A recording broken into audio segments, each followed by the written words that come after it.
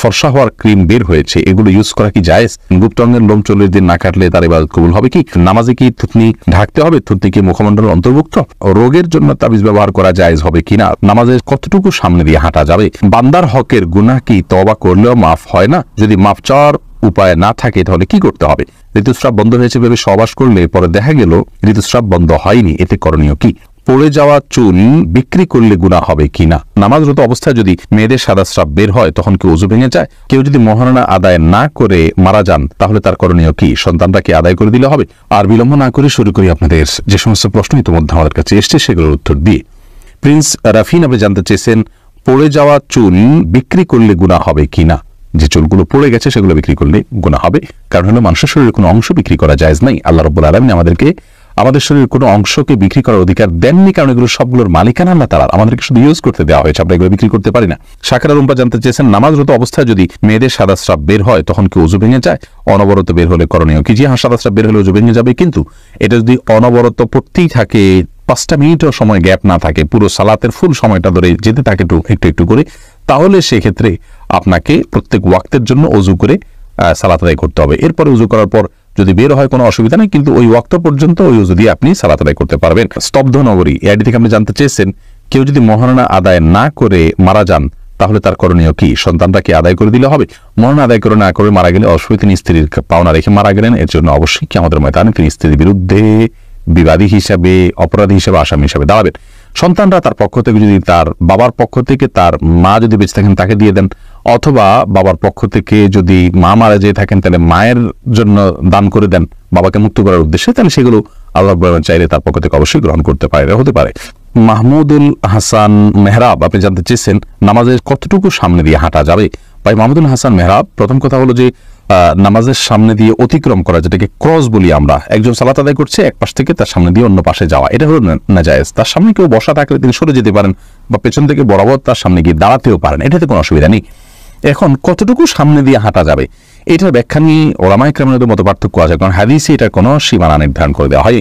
অনেক ওলামায়ে কেরাম বলেছেন একজন সালাত আদায়কারীর যে সিজদা পর্যন্ত যে জায়গা লাগে এক কাতার, এর বাইরে দিয়ে আসছে যে কেউ যেতে পারে, কারণ এর বাইরে দিয়ে গেলে তার ডিস্টার্ব হওয়ার কথা নয়। এটা মূলত তার ডিস্টার্ব যাতে না হয়, তার সালাতের মনোযোগিতা যেন নষ্ট না হয়, এই বিষয়ের জন্য এটা নিশ্চিত করা হয়েছে। এই জন্য অনেক ওলামায়ে কেরাম বলেছেন এক কাতারের পরে হলে সেটা জায়েজ আছে, তার ভেতরে হলে, তার সিজদার এরিয়ার ভিতরে হলে জায়েজ নাই।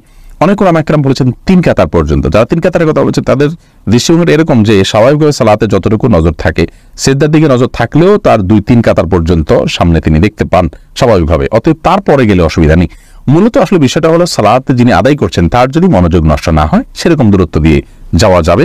এক্ষেত্রে যত বেশি দূরত্ব দিয়ে যাওয়া যায় ততই ভালো। বাকি এক্ষেত্রে তার সিজদার জায়গার বাইরের অংশ দিয়ে যাওয়া যাবে, এইটুক কথা যারা বলেন সেই কথাটা আমার কাছে যথেষ্ট শক্তিশালী মনে হয়, কিন্তু তারপরেও সতর্কতার জন্য যত দূর দিয়ে যাওয়া যায় ততটুকু চেষ্টা করা উচিত। আর যিনি সালাত আদায় করছেন তারও দায়িত্বের মধ্যে পড়ে তিনি একটা সূত্রা রেখে তারপর সালাত আদায় করবেন, কারণ হয় ওয়ালকে সামনে রেখে বা পিলারকে সামনে দাঁড়াবেন, আর যদি সামনে অনেকগুলো উন্মুক্ত জায়গা থাকে মানুষের চলাচল করার অসুবিধা হতে পারে, তাহলে সেক্ষেত্রে সিজদার জায়গাতে বা সিজদার কপাল যেখানে রাখবেন তার সামনে একটা লাঠি ইত্যাদি রেখে তারপর সালাত আদায় করা উচিত। এরপরে সুইটি আহমদ আপনি জানতে চেয়েছেন রোগের জন্য তাবিজ ব্যবহার করা জায়েজ হবে কিনা? রোগের জন্য তাবিজ ব্যবহার করা ইসলামী শরিয়ার শিক্ষা নয়, সুন্নাহ নয়। রাসূল আকরাম সাল্লাল্লাহু আলাইহি ওয়াসাল্লাম ঝাড়ফুঁকের শিক্ষা দিয়েছেন। শুধু বাচ্চারা যারা পড়তে পারে না তাদেরকে ঝাড়ফুঁক করা যায় না, বা করেও নিয়মিত ঝাড়ফুঁক করা যায় না, তেলাওয়াত করা যারা করতে পারে না তারা, এই ক্ষেত্রে তাদেরকে তাবিজ দেওয়া যায় কিনা কোরআন হাদিসের আয়াত দিয়ে, কোরআন আয়াত এবং হাদিসের দোয়া দিয়ে শুধুমাত্র, সেটাকে কোনো ওলামা জায়েজ বলেছেন। কিন্তু রাসূল আকরাম সাল্লাল্লাহু আলাইহি ওয়াসাল্লাম কাউকে কখনো তাবিজ দেননি, দিতে বলেননি। তিনি যেটা বলেছেন ঝাড়ফুঁক করা নিজের জন্য, অন্যের জন্য, অতএব তেল পোড়া, পানি পোড়া বা বিভিন্ন আয়াত তেলাওয়াত করে ফুঁক দেওয়া, এটাই হলো মূল ট্রিটমেন্ট, সেটাতে আমাদের যাওয়া উচিত। হামিদা আল তাহনিয়া আপনি জানতে চেয়েছেন ঋতুস্রাব বন্ধ হয়েছে ভেবে সহবাস করলে পরে দেখা গেল ঋতুস্রাব বন্ধ হয়নি, এতে করণীয় কি? দেখুন, ঋতুস্রাব বন্ধ হয়েছে ভেবে সহবাস করেছেন, পরে যদি দেখেছেন না আসলে বন্ধ হয়নি, তাহলে সেক্ষেত্রে সেফা কোন যে ভুল হয়ে গেছে ইনশাআল্লাহ এর কারণে গুনাহ হবে না। কিন্তু জেনে শুনে ঋতুস্রাবের মধ্যে সহবাস হলে সেক্ষেত্রে হাদিসে রাসূল আকরাম সাল্লাল্লাহু আলাইহি ওয়াসাল্লাম শিক্ষা দিয়েছেন কিছু সাদকা করে দেওয়ার জন্য, কফারা হিসাবে কিছু গরিব দুঃখীদেরকে যার সাধ্য অনুযায়ী, যার সাধ্য আছে অল্প তিনি অল্প 100-200 দিলেন, আর যার সাধ্য অনেক বেশি আছে তিনি বেশি দান করে দিবেন এটার জন্য। আর পরবর্তী জন্য সাবধান হতে হবে যাতে নিজের ভুলের কারণে কোনো গুনাহে আমরা লিপ্ত না হয়ে যাই বা আমাদের দ্বারা ভুল কিছু না হয়। মোহাম্মদ শরীফ জানতে চেয়েছেন বান্দার হকের গুনাহ কি তওবা করলেও মাফ হয় না? যদি মাফ চাওয়ার উপায় না থাকে তাহলে কি করতে হবে? দেখুন, বান্দার হকের গুনাহ তওবা যদি আপনি করেন তাহলে সেক্ষেত্রে তওবা করার পদ্ধতি হলো বান্দার হক আদায় করে তারপরে তওবা করবেন, আল্লাহর কাছেও মাপ চাইবেন। কিন্তু বান্দার হকটা আদায় না করে আপনি আল্লাহর কাছে মাপ চাইলেন, সেটা হবে না, তাতে মাফ হবে না।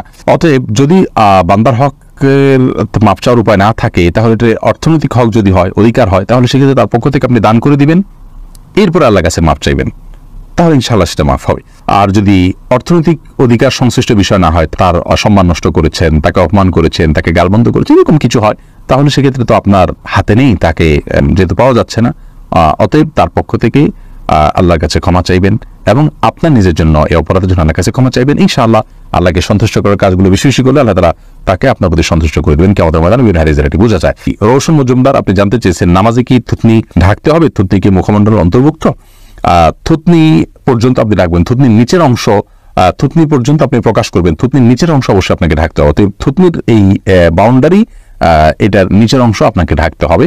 থুতনির উপরের অংশ অর্থাৎ মুখের দিকের অংশ, এটা একজন মেয়ে মানুষ নামাজের সময় না ঢাকলেও চলবে।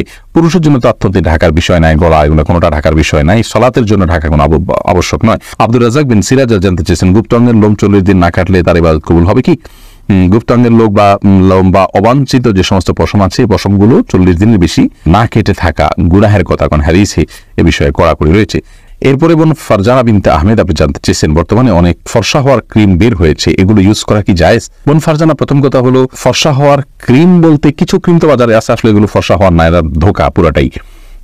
এটাতে যে মানুষ ফর্সা হয়ে যায় এমন নয়। আবার এমনও অনেক ক্রিম রয়েছে যেগুলো ইউজ করলে মানুষ সত্যি কালো মানুষও ফর্সা হয়ে যায়, আর এগুলো ব্যবহার করা উচিত নয়। প্রথম কথা হলো যে লা তাবদীলা লিখালকিল্লাহ, আল্লাহর সৃষ্টিতে মৌলিক পরিবর্তন আনা এটা ইসলামী শরীয়তের দৃষ্টিকোণ থেকে জায়েজ নয়। এটা হলো আল্লাহ রাব্বুল আলামিনের যে ফয়সালা, আল্লাহর যে কাজা, সেটার প্রতি অসন্তুষ্টির শামিল। অথচ রেদা বিল কাদা এটা ঈমানের গুরুত্বপূর্ণ একটা পার্ট।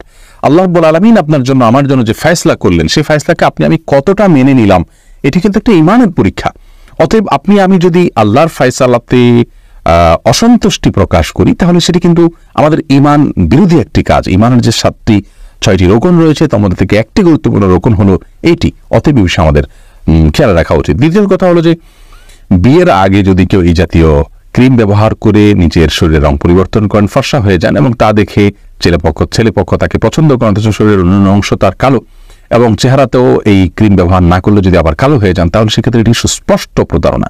আর রাসূল আকরাম সাল্লাল্লাহু আলাইহি সাল্লাম বলেছেন, মান গাশশা ফালাইসা মিন্না, মান গাশশানা ফালাইসা মিন্না, যে ব্যক্তি আমার উম্মতের কোন সদস্যকে কাউকে প্রতারিত করে ধোঁকা দেয়, সে আমার উম্মত হতে পারে না। অতএব এ ধরনের ফর্সা হওয়ার ক্রিম ব্যবহার করা আমাদের মা বোনদের জন্য কোনো অবস্থাতে জায়েজ নাই এবং এটি আমাদের পরিহার করা উচিত।